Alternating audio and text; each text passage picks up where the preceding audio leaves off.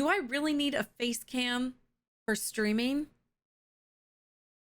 If you're not sure, keep on watching. Let's go.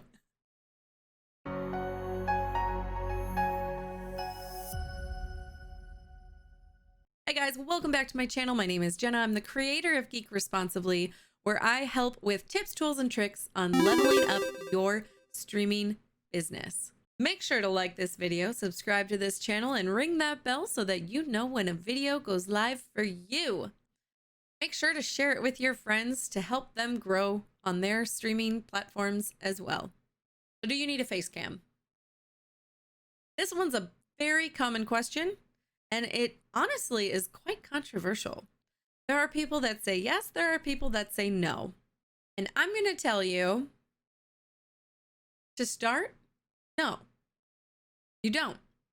And honestly, you don't even need a face cam to make it big.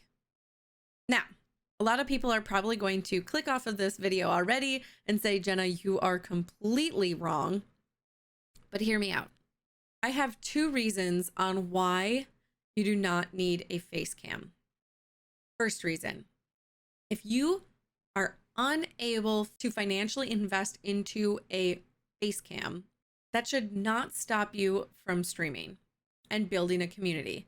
There are other ways to get yourself built up even without a face cam. This will allow you over time to start acquiring income from the stream that will allow you to purchase upgrades when needed.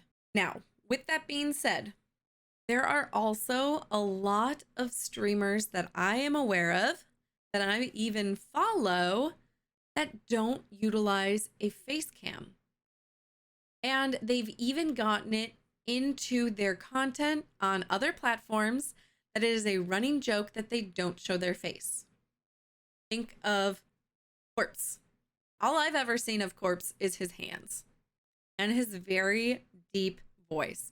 So that's what sets him apart, is his deep voice. I watch a ton of YouTube creators that actually create personas with cartoon characters, and it's quite entertaining to watch them and all the different ways that their little cartoon character reacts to the videos that they're creating, which those individuals do also stream, and they still don't show their face because that is their persona. Interestingly enough, one of them just recently did a face reveal and they never revealed their face. So it's still a continuing joke, but their community loves it. And again, they're using a cartoon character to build that relationship, causing the cartoon character to make specific faces and reactions to what they're talking about, and people still connect with that. A couple of things that you can do in order to help yourself grow, even if you don't have a webcam, are go to Twitch's browse categories to the game that you currently want to stream. Go to those channels that are with 0 to 1 viewers and jump into the stream. Hang out, see what you like and what you don't like. Do not discuss that you are a streamer or thinking about streaming. Talk to them about the game. See what type of things they are into. Make a friend. If you do this even 2 to 3 times a week or a month, you would have 8 to 12 people that you have met that are interested in the same game you are. And you can even utilize tactics like streaming yourself and then going and rating them. Or if they do ask if you stream, then you can say, yes, I do stream. But generally being interested in somebody else's stream and success and journey will not only get you excited, but they will be excited to come join you as well. Ask friends and family. A lot of mistakes that I've seen are streamers not telling anyone that they're live. I've actually done it multiple times. You can't hit go live and assume people will come find you. Utilizing other platforms to tell people that you're going live is going to be beneficial.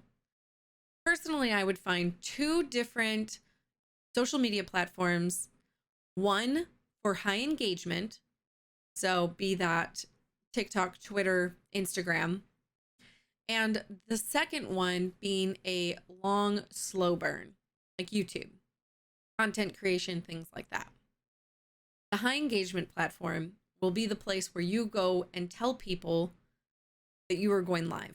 Now, don't have it where I've seen some Twitter accounts with literally the only thing that they post is them going live. Nobody wants to see that. And really, nobody will come and watch you stream. So engage on those platforms. Again, only pick two. Don't go crazy. You don't need to stress yourself out with having multiple social media platforms and not sure how to balance them, because you're also going to be doing your content creation on YouTube or TikTok and having to figure out that algorithm, watching videos and figuring out exactly how to build the social media platforms. I have another video that I have discussed. If you have what it takes to be a full-time content creator or streamer, I'll go ahead and throw that up here so you can go ahead and watch it, because now I've probably made you extremely nervous that there are so many things that you have to do in order to be a full-time streamer. So yes, we are just talking about if you need a face cam in this video. Moving back to that, like I said, you're going to be going into other people's streams, making friends.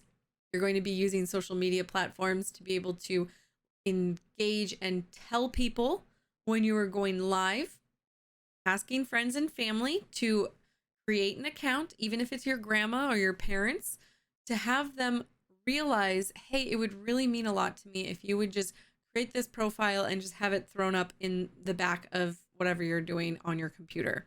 And again, maybe you want to use a persona. You know, Dr. Disrespect is a very interesting, unique character.